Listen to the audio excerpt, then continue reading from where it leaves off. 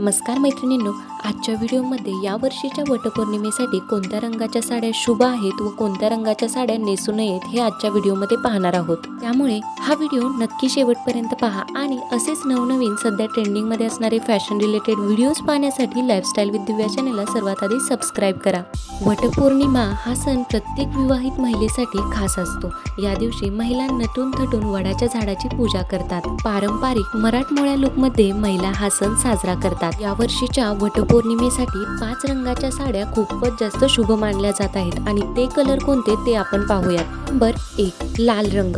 लाल रंगाच्या साडीमध्ये तुम्ही अशा प्रकारच्या बनारसी साड्या किंवा जॉर्जेट बनारसी साड्या तुम्ही ट्राय करू शकता। नंबर 2 हिरवा रंग। आपल्या हिंदू संस्कृतीमध्ये हिरव्या रंगाच्या साडीला खूपच जास्त महत्त्व आहे। कोणताही कार्यक्रम किंवा शुभ समारंभ असेल तर त्यासाठी हिरव्या रंगाची साडी नेसली जाते। या वटपौर्णिमेला तुम्ही हिरव्या रंगाच्या साड्यांमध्ये अशा प्रकारच्या ड्युअल कलर मधील हिरव्या रंगाच्या साड्या ट्राय करू शकता। या साड्या सध्या खूपच जास्त फॅशन ट्रेंड मध्ये आहेत।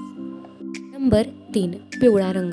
या वर्षीच्या वटपौर्णिमेसाठी पिवळा रंग सुद्धा खूपच जास्त शुभ मानला जात आहे। पिवळ्या रंगाच्या साड्यांमध्ये तुम्ही अशा प्रकारच्या पैठणी किंवा पेशवाई पैठणी साड्या ट्राय करू शकता। पैठणी साड्या सण समारंभामध्ये खूपच आकर्षक असा लुक देतात। नंबर 4 जांभळा रंग। या वर्षीच्या वटपौर्णिमेसाठी जांभळ्या रंगाची साडी नेसणं सुद्धा खूपच जास्त शुभ मानलं जात आहे।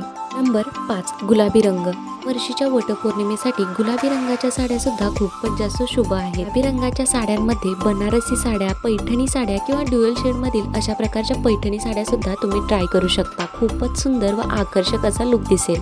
तर या 5 रंगाच्या साड्या या वर्षीच्या वटपौर्णिमेसाठी खूपच जास्त शुभ मानल्या जात आहेत। आणि या वर्षीच्या वटपौर्णिमेसाठी 2 रंगाच्या साड्या वर्ज्य आहेत, ते म्हणजे पांढऱ्या व काळ्या रंगाच्या साड्या नेसणं वर्ज्य आहे।